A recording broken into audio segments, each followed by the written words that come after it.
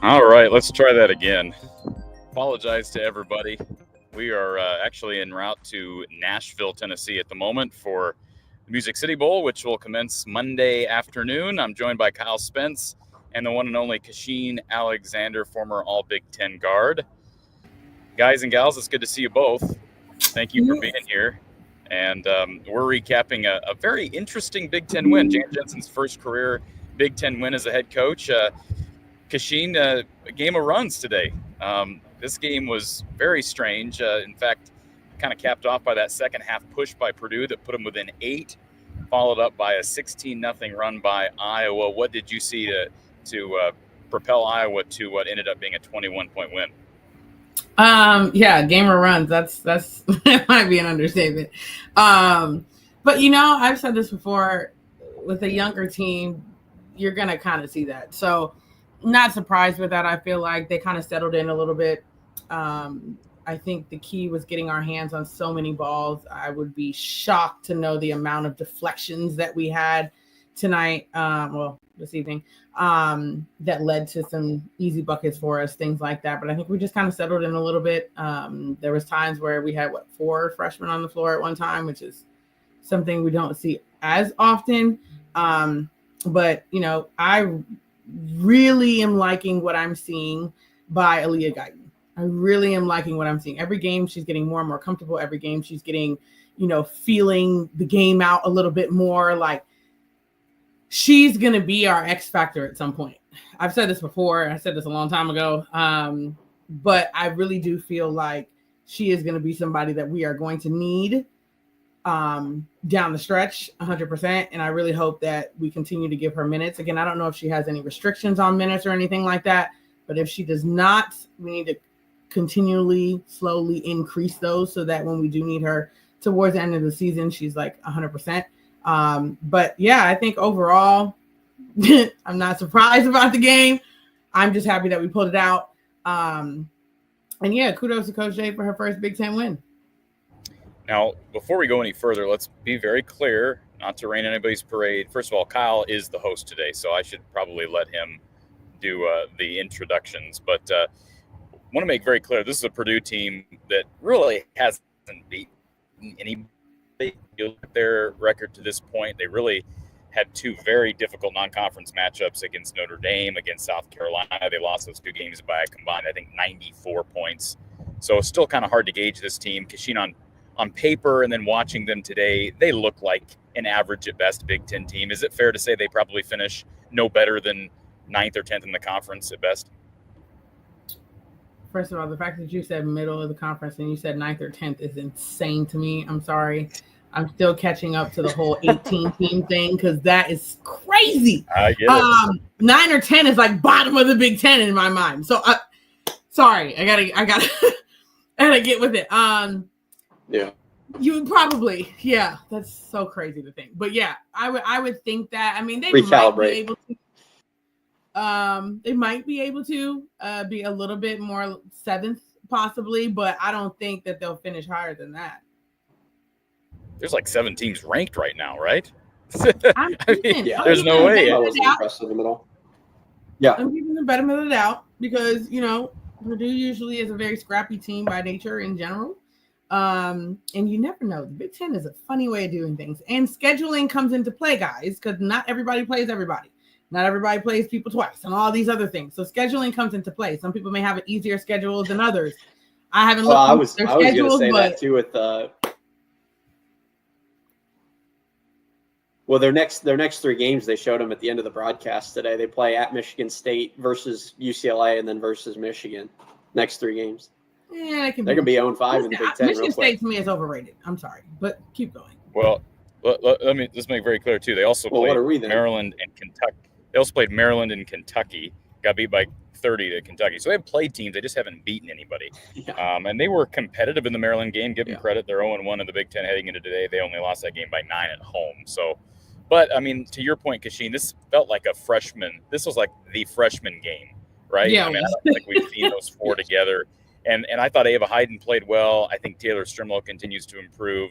Aaliyah's getting more confident. I know she went 4 of 11, but to see her willing to take 11 shots, and she's dribble driving, and you saw her make that shot at the end of one of the quarters. I thought it was big just to see her find her spots, because I think maybe that's her biggest strength that she hasn't felt comfortable showing off yet, is her ability to break people down and find her spots for her shot. It's something Iowa really doesn't have, with the exception being maybe Lucy Olsen. Talk just about her ability to play make, because I know you're a believer in Aaliyah. I am. I think you kind of hit the nail on the head about her confidence, right? Because 4 of 11, her getting up 11 shots in itself is like, oh, okay. And you can kind of see that she took on a little bit more of that aggressive role as soon as she came in.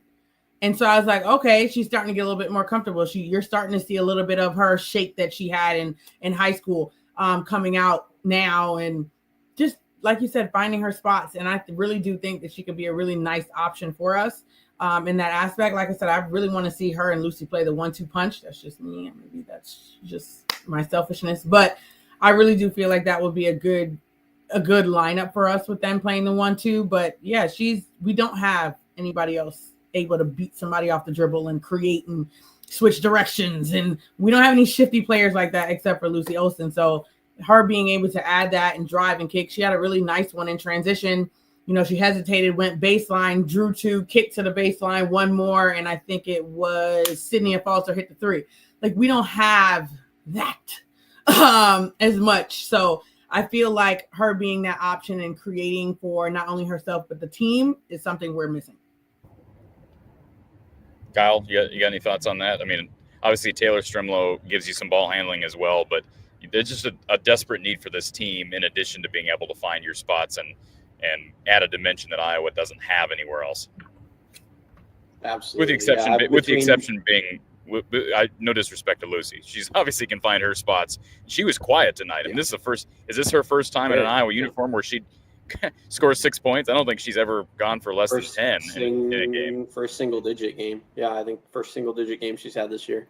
Yeah, I mean, she's it's great to see Aaliyah Guyton playing aggressively. I just looked at her game log there. She'd only taken 16 shots on the year to this point. So for her to get up 11 was a nice change. And certainly more aggression from that backcourt. I mean, Taylor and Aaliyah Guyton in particular today, like their poise and their willingness to put themselves out there and make plays as freshmen. I really like the two of them, as well as Tegan Mulaney. Those three in particular, I think, have me really excited about Iowa basketball for the next 3 or 4 years. And like you said, Corey, with Lucy scoring 6, I mean, you just look up and down this box score with everybody. I mean, Addie adds 12. Stolke only has 9, but she contributed 9. Sydney has 9. Feuerbach gives you 6 with Lucy 6. And then Ava Hayden gives you 9. Tegan gives you 8. So, and then Guyton and Stremlow give you 9 each. So just total balance across the board. Really no focal point, because Lucy took 10 shots to get her 6, but Aaliyah actually led the team in shots today, which 11 shots for your shot leader is very, very low. So they're spreading the ball well, and they're distributing well. I think for me, the biggest thing that really pops off the screen to me in watching these games when they have good stretches of good offensive basketball versus bad stretches, they've got to move the ball and they've got to do it early in the shot clock. I think when they're swinging the ball early in the shot clock, they get good shots everywhere. There are people open everywhere. And I think that happens just because, last year and the year before with having Caitlin, there's almost like a list. You can talk about this a little bit, Kachine, because I'm kind of curious to hear your thoughts on this, but it seems like there's almost a list of shots at times that coaches are trying to get to, right? So you're trying to get to a Caitlin 3, you're trying to get to, a pick and roll with Caitlin, you're trying to get to Stolke at the rim, Monica at the rim in years past. And with this team, because there isn't that one like standout player, no disrespect to Lucy, she's a great player, but she's not Caitlin Clark. They are more willing to kind of just get whatever's open rather than looking for a particular shot. And when they swing the ball over the shot clock, they get open shots very, very often. But when they kind of sit on the ball a little bit or the ball stalls, and then you get late in the shot clock and you get into that more kind of situational basketball where maybe you are looking for a particular shot or trying to run a particular set, then they seem to struggle a little bit and they seem to slow down. I can probably agree with that. I think when you have an out, that's what I'm going to call it, a Caitlin Clark, Monica, Megan, any of those that we've had in the past where, like, if the shot clock's going down, just get it to them. We'll figure it out. We don't have that. And so you're right. Once we start to get down in the shot clock and we're not moving the ball and things like that, they tend to freak out because they don't know who to go to. They don't have that person. And then you end up getting bad shot selections or things like that. So I think for us, when we move the ball at the beginning and we don't wait until the last 8 seconds in the shot clock, I think that's beneficial for us, because when you do wait that long, you gotta have something in your pocket, and we don't have that. So I think that if we can I'm not saying take quick shots. I'm not saying that by any means, but it's more in the sense of if you can get the offense moving quickly, something's going to open up faster with that. So, yeah, I 100% agree. Yeah, I think real quick, Diego in the chat. I was going to say real quick, y'all. Diego in the chat said he was glad to not see my face. He was kidding, of course, but I went ahead and added my face to the avatar there. So hopefully everybody can see that. I don't know if YouTube – sometimes YouTube doesn't show that midstream, like it doesn't transition. But people on StreamYard can see my face now, so we'll have to check the YouTube stream. We can see it. Mm-hmm. Yep, awesome. Okay, Tim has a quick question. I'm going to throw this to Kachine. He wants to know about Taylor McCabe and Kenise Johnson's future. Of course, Kenise coming off a knee injury, and she's not in the rotation. I don't even know what her medical status is. But, of course, the transfer portal is always going to be a topic of discussion. Of course, it's too early to really talk definitively on that.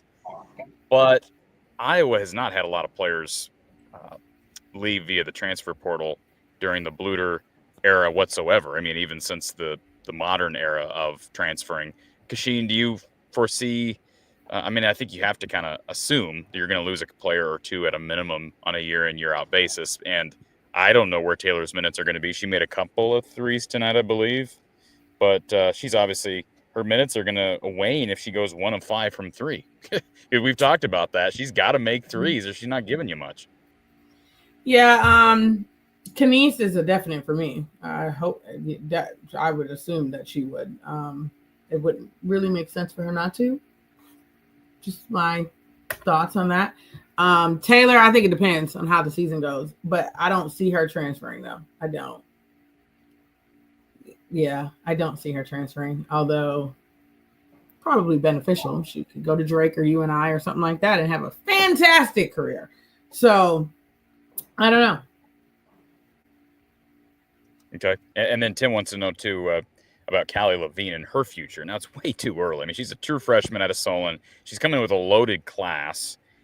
I mean, I don't want to throw my hat in the ring on a player who hasn't even we haven't even seen her complete a full calendar month, technically speaking, because the season started in November.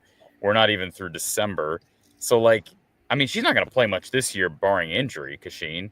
But, Jada Gyamfi's not playing, and do you foresee her transferring? I certainly don't. She seems like I don't. She's not going to do it right away because she didn't even really have a chance to do anything. So, I don't think that. And plus, with the way transfers are now, you don't have before it's you got to get out before sophomore year, right? Because you had to sit a year. So now that you don't have to do that, transfer when the heck you want to. So I don't think she's going to transfer without actually being able to be a full force of everything. So I don't think so. And let me just say this. I know a number of people in the chat, those that want to kind of be critical of today, to some extent are going to bring up the turnovers because that's just an ongoing storyline. Iowa with 16 tonight. In some regards, they've cut back. But, Kachine, this is not a Purdue team that puts a ton of pressure on you, right? I mean, they just – let's be honest. This Iowa team, they just make some bad – they just try to fit balls where they don't belong. There were 5 or 7 of those turnovers that were just disgusting turnovers. Yeah. I just keep thinking this team would be so much – Kachine, this team would be so much better if they could clean up the turnovers. And I don't know if they're going to do that. I don't want to attribute it all to youth because it's not all youth. Lucy had 4 tonight. She's not a great passer. You and I have talked about that. But, man, they've cleaned it up this point. Okay. So what's the forward movement that they can make? We've done it both ways, right? We've done it where we've had a lot less turnovers, where we've had over 30, right? So, honestly speaking, keep it under 20. At my point in time, 16, I'll take it. 14, that's much better. 12, that's good. Very good. And anything under that, I highly doubt we'll get to. But to me, we just don't have ball handlers like that. We don't have people who are able to make decisions in high pressure situations. We just don't have them. So we just have to be better so that we don't end up with 20 plus or 30. Because that is unacceptable. Well, what's interesting about it too is I think part of the issue too is and I know people may not want to hear this, but the two bigs down low, Addison O'Grady does not take particularly good care of the ball. And some of those turnovers on the entry passes, I don't know if she gets credit for those, or if if a ball's thrown underneath, Kachine, you might know this. If a ball's thrown underneath and Addison O'Grady tips it and it goes out of bounds, is that on the passer or is that on her? Yes. She has to have a full, she has to have full control. She has to have full control of it. If it just like barely goes off of her, no. But I will tell you, that's the one thing that sometimes is a problem, because whoever's doing stats, it's what they think, right? Yeah, it's a little bit subjective. If they feel like she had possession of it, then it goes to her. But it really depends on the person in the situation. But usually it's if the ball is like yours, and let's say she got it and was fumbling it at the same time, then it's her. But if it's like something where she barely got it, they consider it a bad pass. Yeah, because five of their 16 turnovers a game have come from those two, by the way, O'Grady and Stolke. Well, so I don't know. It's a little bit because their turnover leaders are Lucy and then the two bigs. So I don't know. It's a little bit odd to see. I thought the Iowa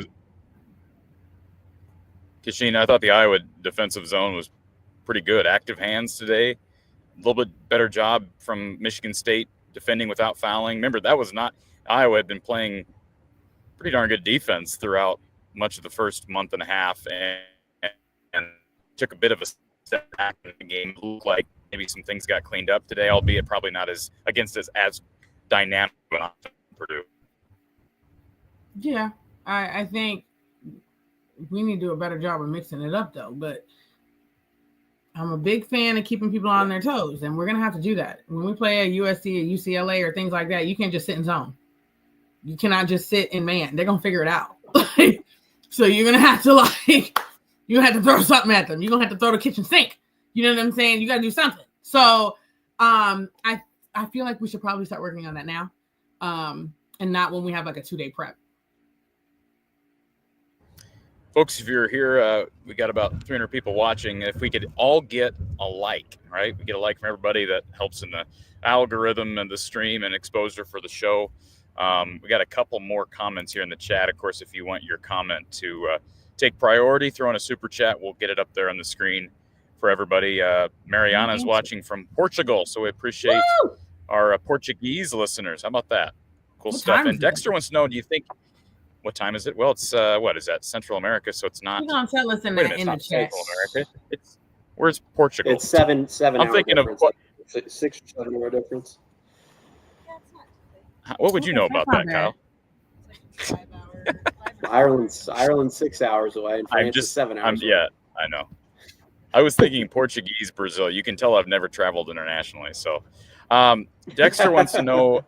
Kachine, You're a former lockdown guard at Iowa. Is Taylor Stremlow the best defender on this team right now? I know you like Kylie on that end of the floor.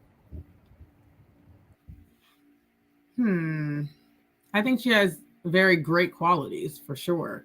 I think that she'll get to a point where she is. Absolutely. I don't know. She's a freshman, so she takes a lot of gambles.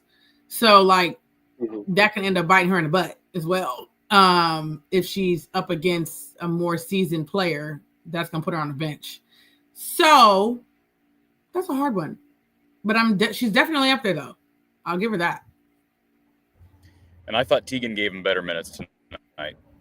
She did. She's been in a bit of a funk since early. We've talked about that, but for her to give him 9 points, 2 of 3 from 3, I thought she just looked more comfortable. She got that you can tell she likes that little step back.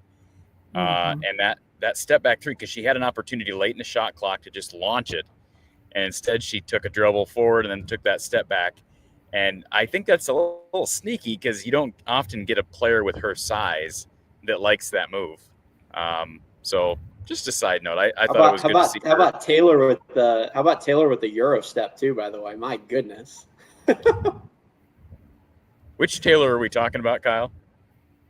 Stremlow. Okay, I didn't think you meant Taylor McCabe. So I didn't know why you was asking that question. That's crazy. We're just gonna chalk that up to car sickness right now, because I don't know why you asked that. What question? I thought maybe my Taylor signal went out. McCabe is Euroing people now. Like, Well, that's, Taylor McCabe Euros. Kyle Oh. laughed, so that's why I thought he might have been joking, or maybe he was hallucinating. okay. I got you. No, I'm gonna throw Sydney's name back in there for best defensive player too. By the way, because she's always been. I think good. when she's at her best physically, I think she's right up there. I agree. She, by the way, good to see her be more active in all phases of the game. She had seven boards, 6 assists, 4 steals today. Those are honestly, you could argue this was her best performance of the year. I know she made some shots and she's been in double figures, but to see her get 4 steals, I think she just had 1 turnover. I don't have that set up here, but you're right. Assists, steals, rebounds. She was efficient from the floor. But again, her offensive game, it is what it is. It's not going to be someone who's creating their own shot very much. She's nifty around the rim. She knows how to use her body to create contact, but that's why they needed Aaliyah, and obviously why Lucy Olsen's addition was so big. Okay, we've got Kyle Huesman here joining us from Carver, fresh off Jan Jensen's availability. So I think. Okay, I'm going to be on here for a little bit. Okay. Like now. Why? Here, let's see if we can. We'll try to get Kyle. It sounds like they're trying to kick Kyle out. Like now. That's never happened before. Wow. Are they actually kicking him out? I'm looking at him in the queue right now. I'm enjoying this. This is incredible. The Carver staff is trying to remove our very own Kyle. Why did they do that? I don't know. Why did they got to go to Carver? Like 30 minutes ago? Yeah, it's 4:30. Yeah. Kyle, are they being mean to you, buddy? Yeah, no, just a misunderstanding of that I was up here, so we're good now. They thought you were a fan, didn't they? Yeah, they did. They thought you were a fan. Yeah. All right. Well, Kyle, thank you for being here. And excuse me, I've got a frog in my throat. You were fresh off Jan's press conference. Obviously, I called this earlier as we hopped on. I called this the freshman game. It seemed like there was a concerted effort to get all of these freshmen on the court even together at the same time on the floor here early today. I'm sure that was the theme of the conversation with Jan postgame. Yeah, I think the way the game kind of started. The starters had a little bit of an off night tonight.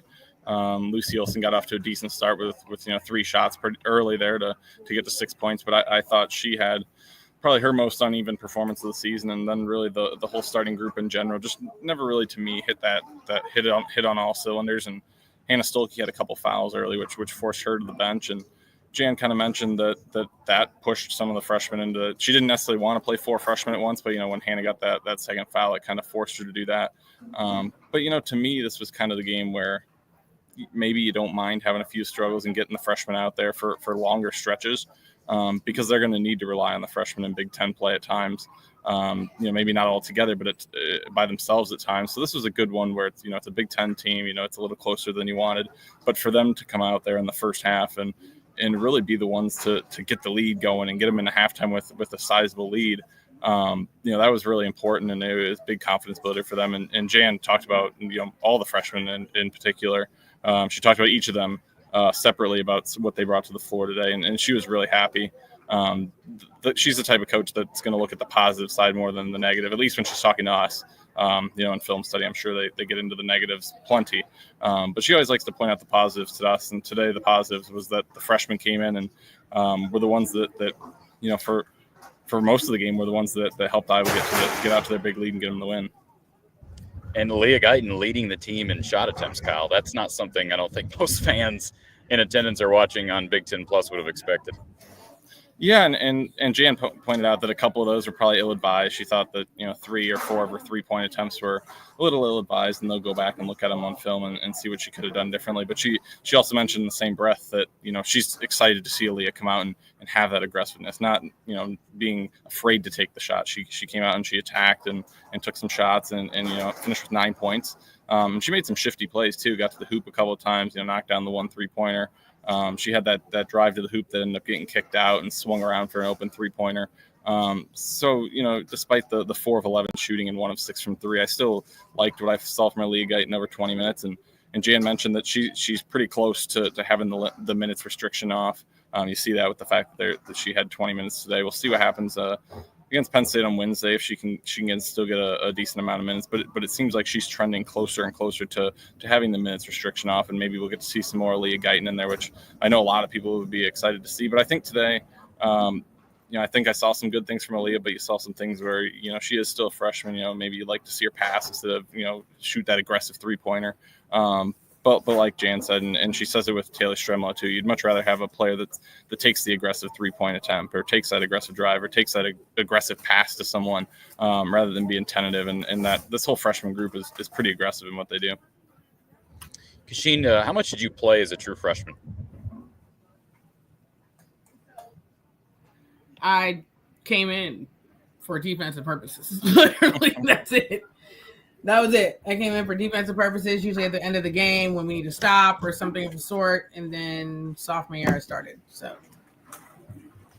yep. I think that's what's so interesting about this freshman class, though, because the reason I asked that, you go back to like Gabby Marshall and McKenna Warnock, their freshman year, they played a decent amount, but I without looking through every single stat sheet through the last 20 years, I don't know if there's a year where you had 4 freshmen playing as much as this team does.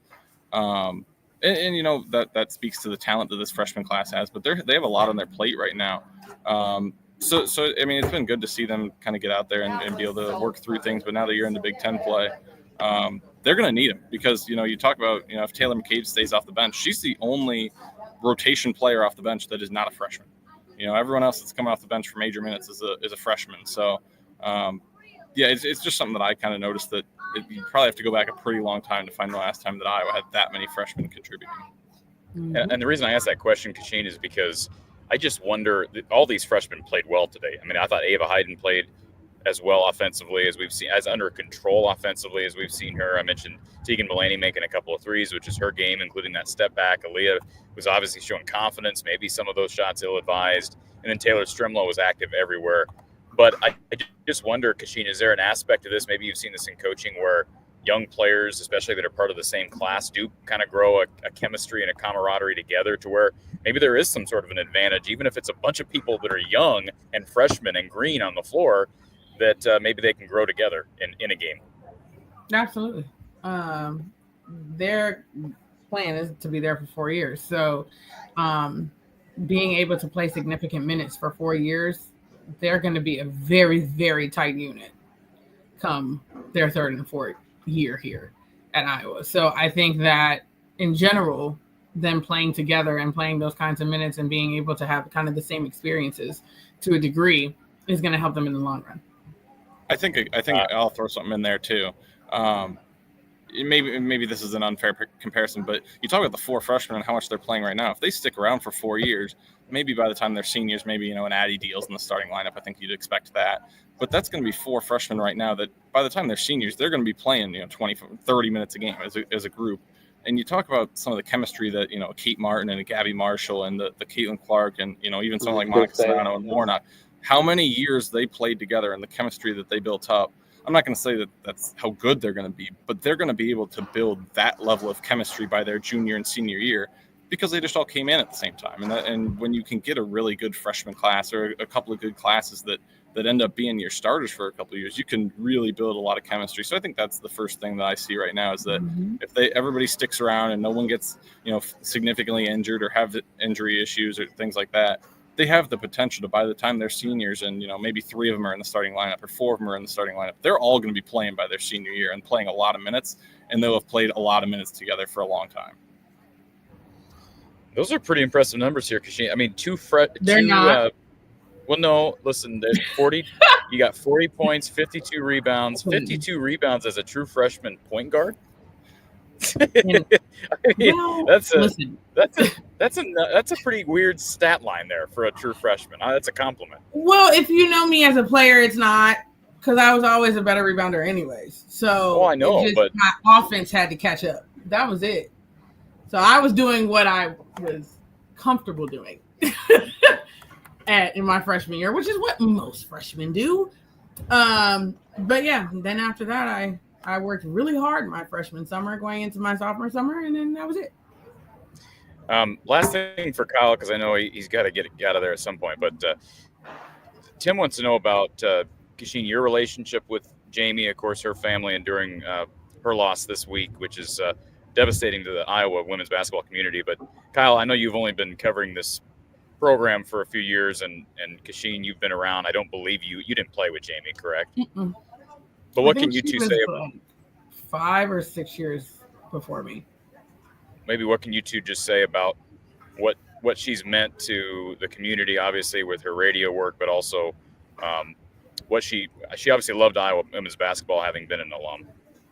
Yeah, I think, I didn't get a lot of interaction with her, just a couple times here and there, just because, when you show up to the arena, they're already doing pregame stuff and getting ready for a game. And then when they leave, then when we're done, we all go our separate ways with our stuff to do. So I never really, got a lot of interaction with her. But, the times that I did get to hear some radio calls here and there, I think the one that I tweeted about right after the news broke was the Indiana, the game winner that Caitlin hit. You can hear Jamie's reaction, just, you talk about what an announcer sounds like, and obviously being a home radio announcer, there's a little bit more excitement, but she's just responding like any fan would have. She was about ready to run onto the court to celebrate with Caitlin.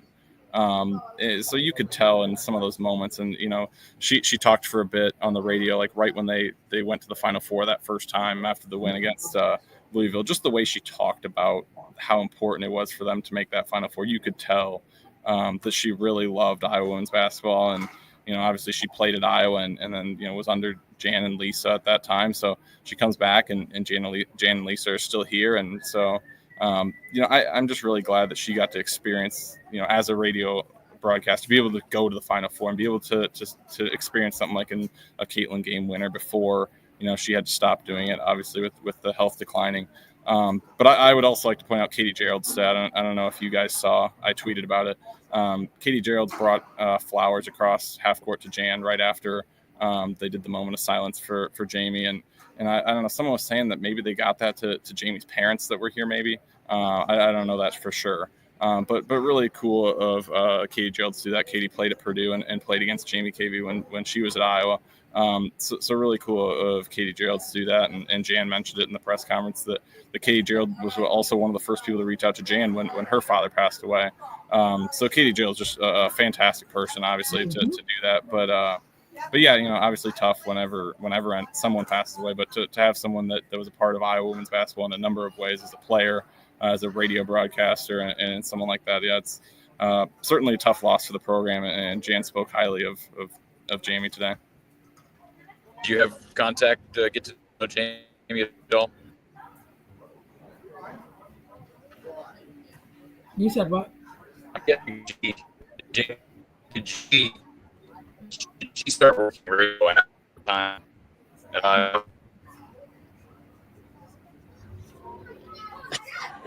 I think he's just trying to ask if you had contact with her. Yeah. Oh, no, I did not. I remember her coming to practices every once in a while just to come back like most alumni do.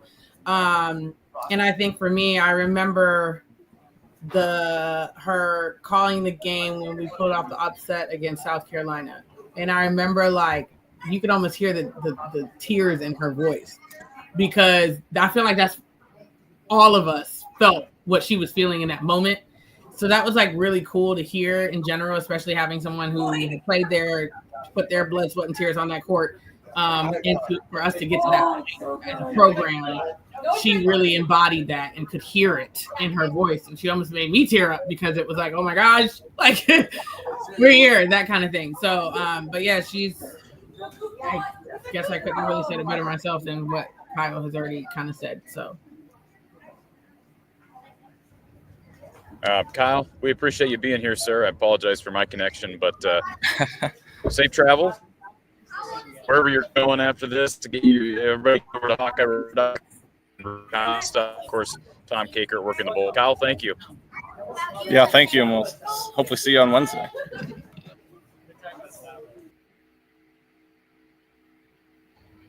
Kyle Spence, that's you, right, Kyle?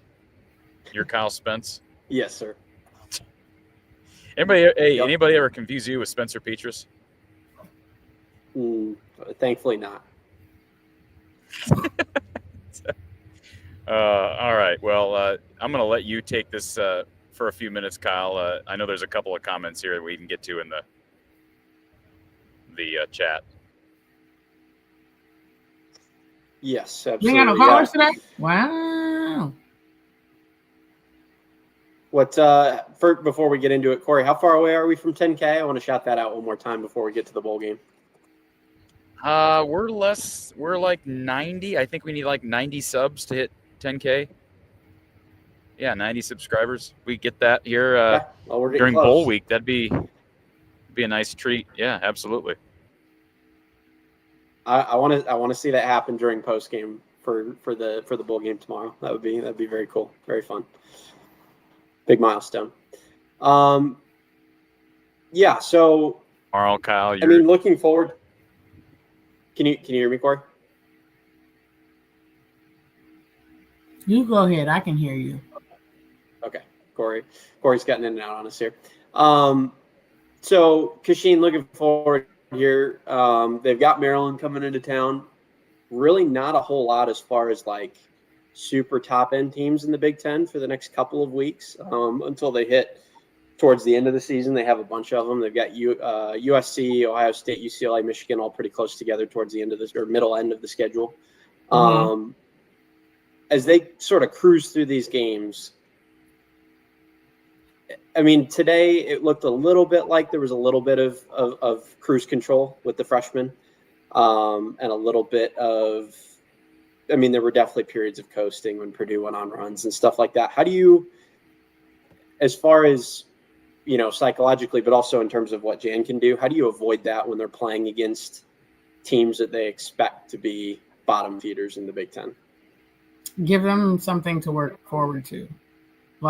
Because when you're playing teams like that and things, you just kind of we'll be all right. But then you might get yourself in a situation where they start to come back, they start to gain confidence, stuff starts to fall, you get yourself in a problem. So give them things to focus on. This third quarter, we want to be +5 on the boards. This fourth quarter, we want to be whatever it is, to give them something to focus on, because if you don't have anything to focus on because they know they're going to win, that's when people kind of start to get lackadaisical, especially with freshmen, because they're used to that, honestly. So that's what I would do, is I would just try to give them something to focus on during those quarters, because our third quarter was a little shaky with that being said. So, and the same thing happened to you and I. Yeah, absolutely. Yeah. It's just tough because with the expanded conference, like we were kind of joking about earlier, like that game against Michigan State is really, really bad for their chances at the conference. Because you've got to think, with that many teams, maybe they have 4 losses in conference play if they want to be in contention down the stretch for the conference. So, you go to an Illinois you think they're in a position to be in contention for the conference, Kyle? I'm sorry. Not necessarily to win the conference, but you want to be top 4, top 5, top 6 in the conference in terms of seeding for March Madness. You can't host, you can't go to Illinois and go drop that game, right? You can't you can't host Nebraska and drop that game. Those are games that you've got to win. If you're going to go and play a long string of these teams that are not really contending for anything in terms of postseason play, and you go drop 2 or 3 of those, then you get down to UCLA and Ohio State and Michigan and USC, and if you want to be a halfway decent seed, you got to pick up 1 or 2 of those. Oh, lost Kachine. But by the way, Chris, thank you for the super chat, Chris. Not the last game on Big Ten Plus. In fact, the next game is on Big Ten Plus. so yeah, enjoy I had it. the schedule up earlier. They've got a couple more. They go to Penn State on Big Ten Plus. They go to Illinois on Big Ten Plus. They possibly go to Oregon on Big Ten Plus. So they've got you'll see plenty more of the. If I'm not mistaken, this was the last home game on Big Ten Plus. Not that I believe so helps anything. It doesn't help the case. I understand fans want to watch them on the road too, but I believe it is their last home game on Big Ten Plus. All that it means to not have any more home games on Big Ten Plus, all that means is that the Big Ten's opportunity to have Corey Braddock call the game at Carver has expired. Yes. Well, we'll see. That invitation has expired. Yep, but to all the road universities. The auctions are up and the bidding is open, Kyle. Mm-hmm. So we've said a lot of positive things, especially with the freshmen. How much would they have to offer to send you to Eugene? To Eugene? If they're paying for my flight, I'll volunteer. I'll voluntarily do that if they're paying for the flight. I'd love to go out to Eugene. What goes through your head, Kachine, when you're watching those Big Ten Plus streams? I'll mute. You mean? She doesn't even listen to. She doesn't listen to the commentating. I listened to it for 30 seconds. I listened to it for 30 seconds and I muted it. What's going on with Bon Scott? What Bon Scott says AJ Guyton couldn't find tickets to the game. I don't understand what that means. How does that? Kachine, all the players get tickets to the game. 5,000 empty seats today. All players get tickets to the game. You said there were 5. His daughter forgot to put him on the list. That's happened before. I did that once. Well, if AJ Guyton is making a comment on social media, then I would guess that means he made a comment on social media. I know you're lying. No, you follow AJ Guyton? Are you using sarcasm? No, I'm serious. Did he do that? Oh, who did? I have no idea. Where's Bon Scott getting this information? Is he just making this up? Oh, I don't know. Let's see. By the way, Tim, I don't. Okay, we're go to the next question here. Okay, so appreciate Chris with the super chat, and then Shane wants to talk about O'Grady on the glass. Again, this is to get to the point of the show, 45 minutes in, where we're kind of nitpicking at a win, but you do look at Addison's stats, and she gives you, 3 rebounds. She gives you 3 rebounds in how many minutes did she play? 22 minutes. 22 minutes, yeah. Yeah, that's not acceptable. Ava gave you 8 boards and 2 blocks in 15 minutes, though. That's 8 that rebounds? was a solid contribution. 8 rebounds and 2 blocks in 15 minutes on 4 shooters. There's your answer right there. Thank you so much, Kyle, for putting that out there. That's the answer right there to that person's question. Yeah. He left us again, but that's okay. Stolke gave you 6 as well. So, no, it's. I mean, those are just like I saw another comment here. Let me pull this one up. I saw this comment about Lucy Olsen looked scared today. She missed a couple of shots and then didn't want to pull the trigger. It was just scared is not a word I would use with her. And I don't know. It's when you have such a weird game like this that's like, first of all, had so many runs in it, but also was just such a well-rounded team effort. I mean, there was not 1 or 2 players you could focus on. Like, contributions are all over the place. I really don't think, there were games with Caitlin and with, with Monica or with maybe Stolke last year a little bit where, they play to a certain standard, right? And they have scoring averages or rebounding averages or whatever that people look to as kind of like a standard of whether or not they had a good game, right? And when you have a team like this, to me, because they don't have that, I just think contributions are going to be wildly different every night. I think you'll get to, with somebody like Addison, she'll maybe average 7 rebounds a game or 6 rebounds a game or whatever.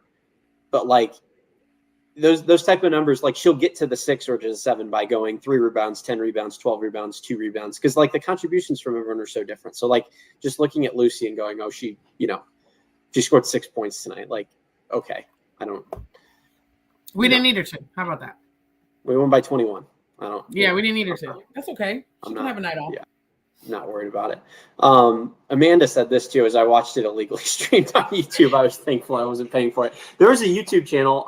I'll have to pull it up later, but they broadcast it live for everybody, and there was 2,000 concurrent viewers at one point. Unfortunately, I re-upped my Big Ten Plus subscription today for the game, but but I had somebody send it to me 20 minutes after I had paid for Big Ten Plus, and this person was it actually live streaming it illegally and had 2,000 viewers. Was it actually good to see, or was it It was a little in and out of quality, but Big Ten Plus is $13.99, so. Fair. Okay. I'll take it.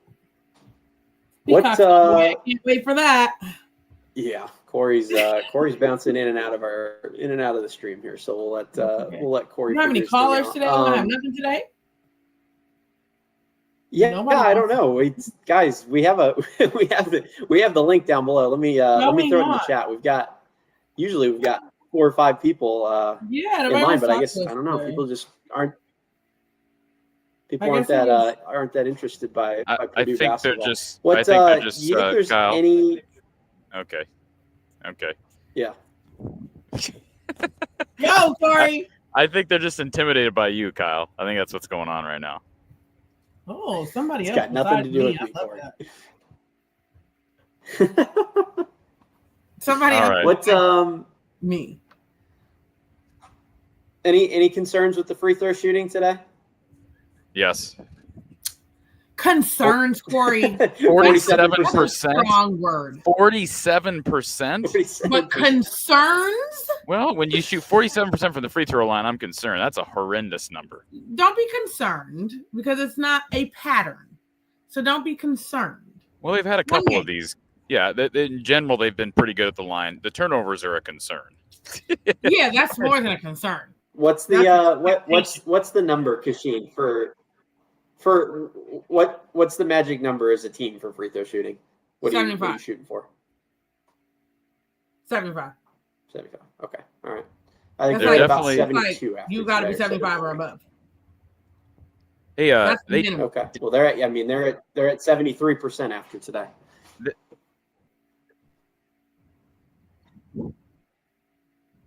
I'm still not concerned, Corey. So I'm not concerned because their free throw shooting also won us the game. So yeah, you and I could have went real different if we were shooting 47%. Yeah. Oh yeah, I could have. Yeah, if they shot 47%. They were okay. They're not coming out of that game with a win. Yes, I'm not going to stress. I'm not going to stress. I'm just, they'll be doing some extra free throw shooting in practices the next couple of days.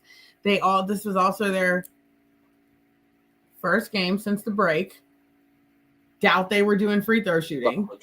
So you don't think they were shooting free throws over Christmas? They were not doing that. And then when they came back, they were focused on making sure they were in shape. Remember the offense, important things. So yeah. I'm sure free throw shooting was not on the list. Just my thoughts. What do you think the biggest team concern is right now beyond the turnovers? I think the turnovers are pretty much that is the one. That is the one. If you were to attack this team in another way besides just looking at their turnovers, what would you say? That's I would pressure the hell out of you. That's it. Because in my mindset, if you allow us to run our offense, we become dangerous.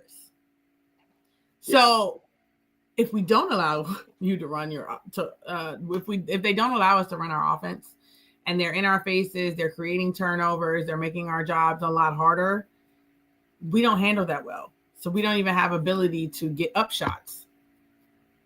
That's what I'm doing. That's the easiest way to attack us. What was going on with Lucy today, Kachine? She was chilling. It's fine. She ate too much ham and turkey or whatever she had over the break.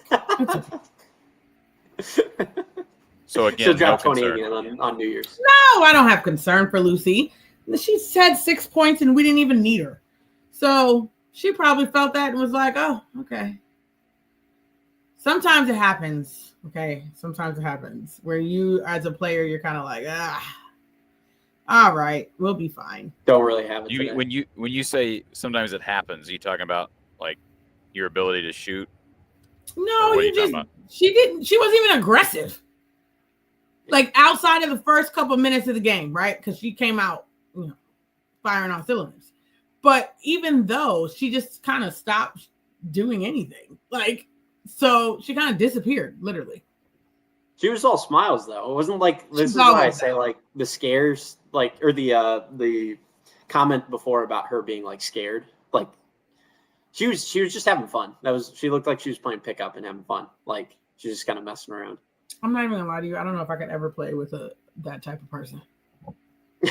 I mean, you like the impossible. you like the intensity. I don't think I could do it. No. That whole smiling all the time, that would blow my gasket. Kachine likes killers. It's not even so much that, like, you just turn the ball over twice and you smiling. If you don't wipe that smile off your face, like, I wouldn't be able to do it. It would blow my mind. Like, I can do it. Is that are there certain teams that operate better under the all smiles? Like, do you think this team being all smiles all the time fits them well, or do you think that kind of maybe yes, because they don't really have those kinds. They don't have me's on the team, so that's yes. I think there's no comp for Kachine on this roster. They don't have that. So I think it works for them because when she's smiling, everybody's less stressful. Maybe I don't know, but yeah, we're here to get a job done. So I don't that whole get it together. Let's get it together. Let's go. So yeah, I think every team is different. That would drive me nuts. But again, it works because they are always laughing and smiling, and I'm like, which they did. I mean, they did do a lot of that under Caitlin as well too. Like those Caitlin teams were all smiles a lot, but Caitlin knew when to get mean. Yeah, right. Caitlin knew when to get into somebody's behind because they wasn't playing well. Yes. Yeah. Okay. Interesting. Who do you think that? Not from a playing perspective, but who do you think that player is from a temperament perspective that would snap them out of something? Like if they give up a 15-0 run in a big game, who's going to be the person that's like, come on, guys, get it together? They would say that, but in a rah-rah kind of way. Okay. Not in a Caitlin intense, Cash intense way. In people's faces type right. way. Like, that's not what's going to happen. It's going to be like come on, guys, we got this. Let's go. Let's go. Yeah. We got this. Shoot it. Like that kind of thing. It's not going to be intense. We don't have that. That's not this team. Did we address this comment here from Kim on the screen, Kyle? No, we haven't yet. This team has looked like it's never seen its own defense before. Oh, well, listen, I'm going to be 100% honest with you. A lot of people do not practice zone offense. That's a given. Like everybody practices man offense. It's always way ahead of your zone offense. That is just a given. Well, they didn't need to practice zone offense the last 3 years because they had the greatest zone buster of all time. It just isn't. Yeah, it's not a thing. I'm gonna be honest with you. Most people are not good at it. Yeah. And the only teams that are good at zone offense are the teams that play zone defense. Yeah. That's a good point too. So, sorry, Kim. Don't know if that's what you're looking for, but that's the reality. No, we don't foresee the zone offense getting too much better. We don't even play zone defense like that. So how are we gonna? When people are playing zone defense, a team is like zone defense oriented. Guess who has to run against that zone defense? Zone offense. Yes. So like, you become pretty good at it. Yeah. Let's see if we've got any other. What is the other one? Let's see. What other comments do we have? Yeah, we got nobody in the queue, guys. Come on. That's crazy. It's Sunday. Nobody's lining up to talk to Kachine. That's okay. I'm disappointed. I thought we'd have some. I would much rather that than. Okay, here's a question for you, Kachine. Okay. If you could throw one of the freshmen in the starting lineup, who would you most like to see start? Who would contribute? Who would contribute the most right now? That's really hard. Can I say it's a tie? Give me narrow it down to two at the worst. I'm only doing two. Tie. Okay. Tie. Okay. Two. Let's do a two-way tie. Okay. Taylor Shremlow. Okay. Aaliyah Guyton. Who's Taylor going in for?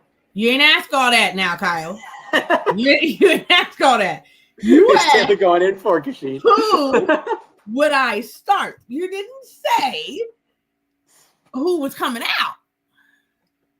I'll put Taylor in for Kylie.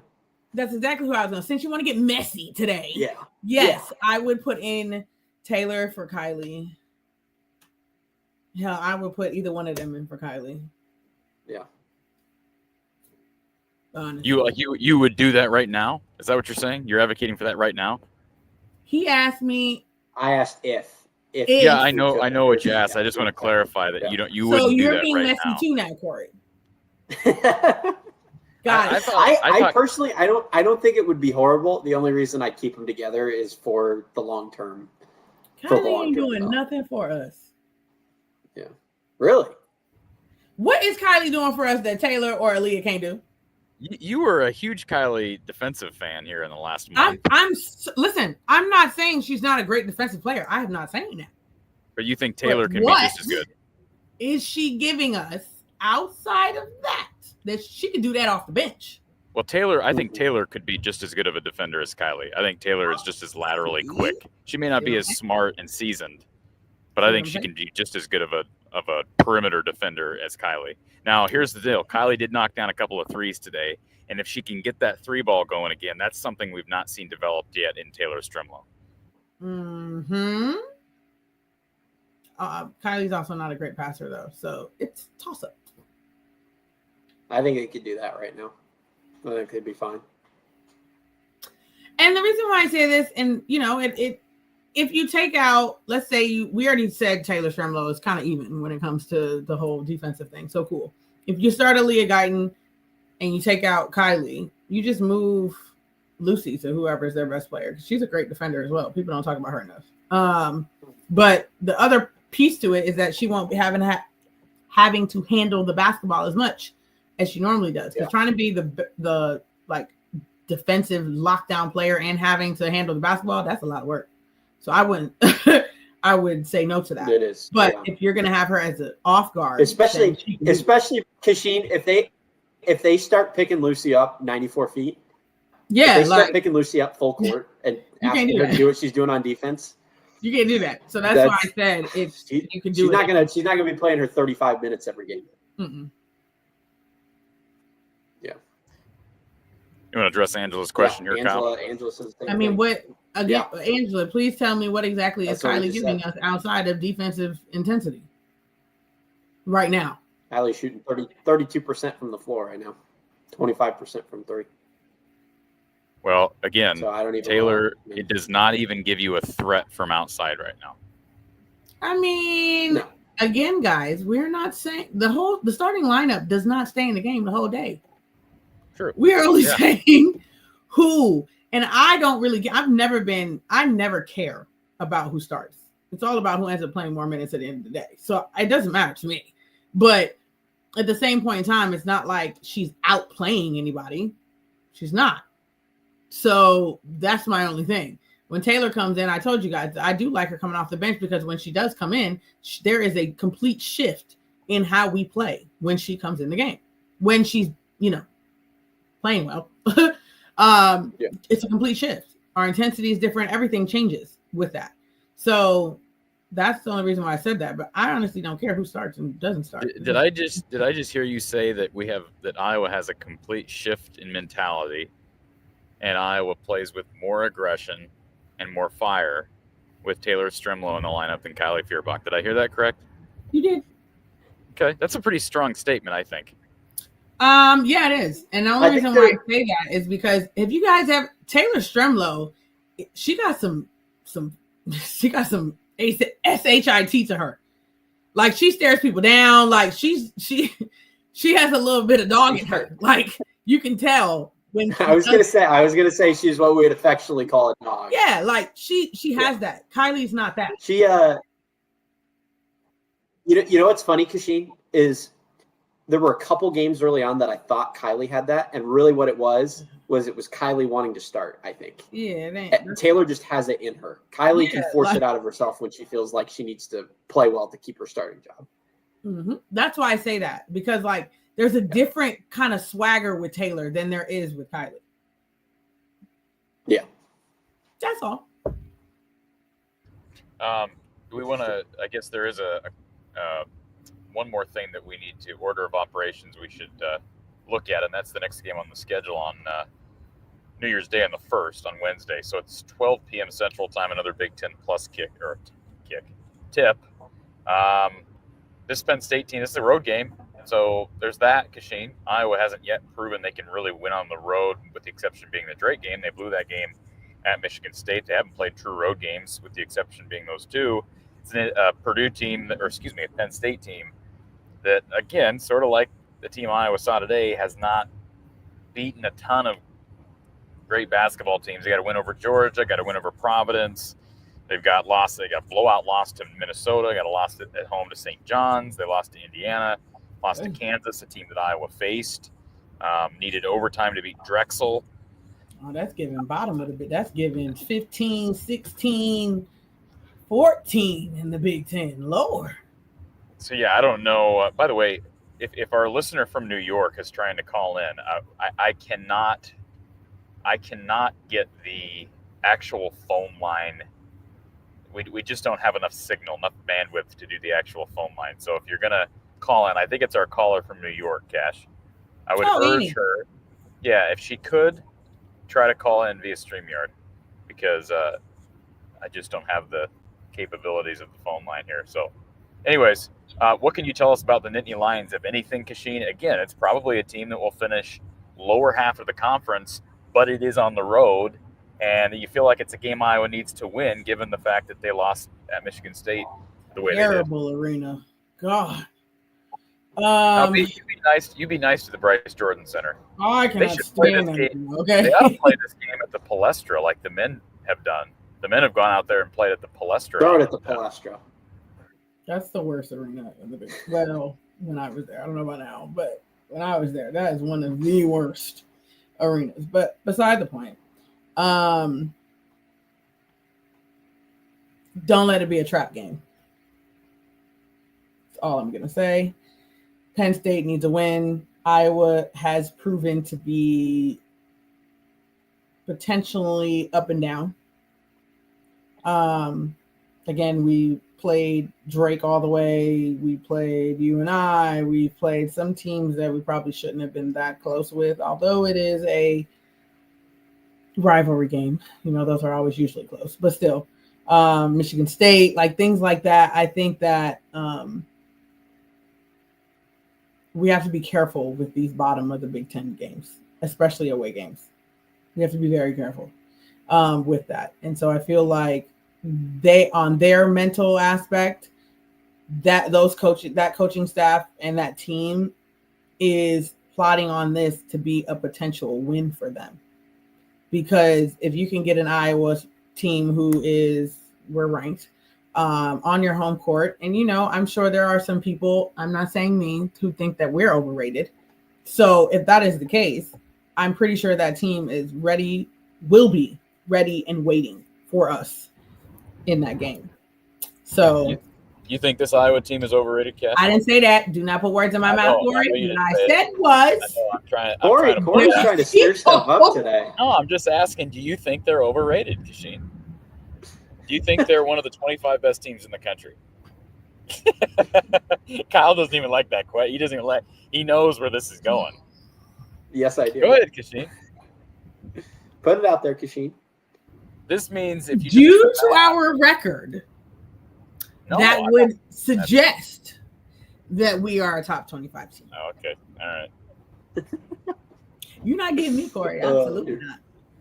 So that means they'd be a top 6 seed in the tournament theoretically, right? If the tournament committee saw things the way the pollers, the voters did. So Amanda says, don't bully Cash. I don't think Kachine lets anybody bully her. See? I don't. Between you and Kyle, y'all been trying to set me up today. It's okay. We're throwing alley-oops. We're throwing alley-oops, Cash. If you want to catch them, you catch them. Y'all, you know what y'all are doing? I'm gonna make a football analogy, and don't judge me because I ain't a huge football person. But when the quarterback throws a nice pass, technically speaking, but he lets the receiver out in the open to get smacked. That's what y'all doing. A hospital pass. Can I just say this real quick, Kachine? I lost as an Iowa guy. I lost you after when a quarterback throws a nice pass. Unless it's the other team. I guess I have seen that before. Although against the Iowa defense, maybe not so much. So last question I see here that we'll hit, and then we can wrap this thing up. RC, he corrected the spelling of your name, by the way, in the next comment. But he says, are we seeing the lack of Jenny Fitz so far with this team? Do you see any of that, given what she did as – I don't know what she did. There's always going to be a lack of Jenny Fitz. She's a one of a kind. I mean, I know she's a big scouter, right? What else did she do that you would say that maybe we're seeing influence of on this year's team? She has a different way of coaching in general. Her voice, her calmness, her ability to reach a player in their most stressful times, things like that. So, you're definitely going to feel a void from her regardless. Kyle, anything else, buddy? It's about all for me. It was a weird one, but they'll be back on New Year's Day. You want to give a quick shout out to Mark now? Completely lost you, Corey. What'd you say? Mark somebody. Give a shout out to Mark somebody. Do you want to give a shout out on the air to Mark Ranowski? No, I don't. I want to give a shout out to Iowa's tampering department. That sounds like NCAA. Hey, he is in the portal. He is. And he was contacted a week before he was in the portal. Well, that's how things go. Go ahead. I know. That's everybody right now. Now, hold on. For the record, we don't know who contacted Mark. It doesn't necessarily mean they're standard because people contact people through other people. That's true. Sure, Corey, sure. We'll see if he we'll see if he ends up a Hawkeye, and then we'll have this discussion. Well, I'm more interested in the wide receiver personally. Yeah, that's not happening. We should be interested in everything, according to everything I keep hearing. So, well, I did tell my my premium people over on the YouTube channel yesterday that Mark would be entering here either today or tomorrow. He entered today. I do expect Iowa. I mean, I can tell you Iowa's interested in Mark Gronowski. Oklahoma State was interested in Mark Gronowski, and they have already landed a quarterback in the portal. They just landed one earlier today. So watch for Wazoo, watch for Iowa, and probably a lot of other FBS schools because he was really productive out of power on what the Jackrabbits had turned into here. Was he the FCS offensive player of the year 2 years ago? That I don't know. He's the same guy that came into Kinnick, and I know that wasn't a great offensive game for the Jacks that day, but almost beat Iowa. Can you say that again? That wasn't a great offensive game? Well, for either team. They set football back 25 years, Corey. There's probably some truth in that. Oh my goodness. That was the 7-3 game, Cash, where Iowa scored 7 points on a field goal and 2 safeties. Okay. All right, folks. Anyway, looks like we'll see you guys in the new year. Yeah, we'll see you Wednesday, Yes. Kachine. The Hawkeyes defeating Purdue 84-63. Kyle, appreciate you being here. We'll talk to everybody. I'll be with everybody tomorrow. Football postgame show following the Music City Bowl.